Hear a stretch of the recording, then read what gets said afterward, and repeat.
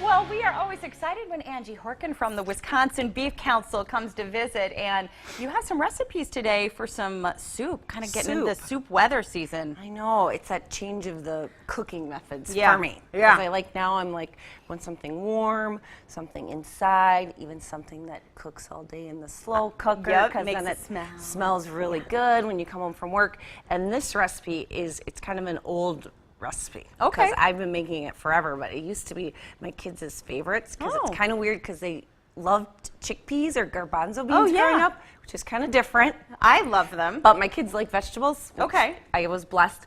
So this has a can of garbanzo beans in it, and you start with just stew meat. And you don't need to brown it. Okay. So a couple pounds of beef stew meat. You want to dip it up? Yeah, I was going to say, get a look at this stuff. See. Okay. And then, so it's super easy to whip together in the morning. So put in your stew meat, and then put in your can of your chickpeas, 1 can of diced tomatoes. They can be flavored if you like. A couple cups of beef broth, and then let that cook all day. Some Italian seasoning. Oh, and that's yum. it. And then about, and then you come home from work, and about 40 minutes before you're going to eat, add a cup of noodles. And I use real small ditallinis, but you could use any noodle What you are they like. called? Ditalini. Ditalini, okay. They're round ones. And then a couple cups of frozen vegetables. So whatever frozen veggie mix you have in the freezer. You like, or whatever, sure. Throw them in. And then you've got a super easy, I'm talking really easy. All you need is a can opener. And perfect for any weeknight or weekend, and then top of a little shredded cheese. It's called our Lazy Day beef and vegetable soup. Now, I always wondered with the stew meat, can you overcook it? Like, or does it just get more and more tender? In the slow cooker, you should be okay, but like if you're making a soup in a stock pot, if you boil your soup instead of simmer, your beef will not tenderize. So you want to be careful with that. Okay.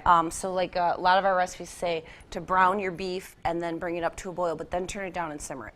Because if you boil it for a couple hours, it's going to be tough. It's not going to work. Okay. All right. Well, so that's this one, and now you've got another one going. Now this is a new recipe. This is called rustic beef caldo. So it's got a little. Oh, I can't wait till you serve this, because this looks Spanish so fun. Flavor, Mexican flavor. I know we're going to try serving it. It's got a lot going on, but I started with beef shake, which is different. I don't but know this that is I know good this for cut. the slow cooker. Okay. So you can go to the supermarket. Mine were right in the case, and I don't hardly cook with it, but it needs to be tenderized. So you need to cook it in a soup like this. But brown these.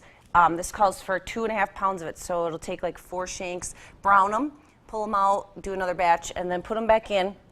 And then you're going to add in water, beef broth, cilantro, cumin, salt and pepper. Cabbage after a little bit. So this is an interesting. It's got a lot of veggies going on. So you got cabbage in there, and then sweet corn. So my supermarket doesn't have sweet corn anymore. Okay. So I bought the frozen sweet corn. Okay. And then into look like a third at of that. Yeah. And then and so with the cumin and the cilantro, it gives it kind of a.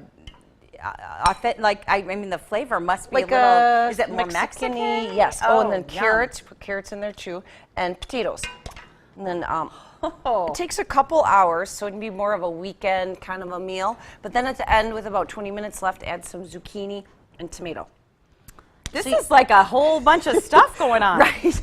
Almost need a bigger bowl to get one of each veggie in there. But yeah, rustic beef caldo, about 3 hours, start to finish, using beef shank, and the beef shanks are very affordably priced, about $3.50 a pound. And when you put this in there, do you put it in with the bone? Mm-hmm.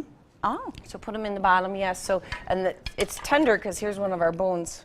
And then you got that good bone marrow in there too, which is kind of on trend. Like at fancy restaurants, they like doing that. Put it in there. Yeah. So we got a little bit of our You're soup. on trend, Angie. You're on trend. I try.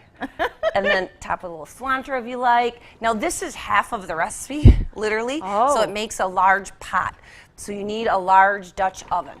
Okay. Or do half. Or do half. Or do half. Right. And this one was called what? Rustic beef caldo. And caldo is Spanish for soup, I believe. So it's like a brothy, beefy soup. Or the Lazy Day beef and vegetable soup. Exactly. Both smell and look really delicious. And if folks out there would like to find these recipes, how do they do that? Beeftips.com. Click right on As Seen on TV on the homepage, and you'll find these 2 soups plus 4 more stick to your ribs hearty beef soups that we're featuring this month. And then, of course, click on recipes, and you'll find a lot. I was just going to say, you have those and pretty much any kind of soup recipe that you would like. We have a soup, stew, and chili collection.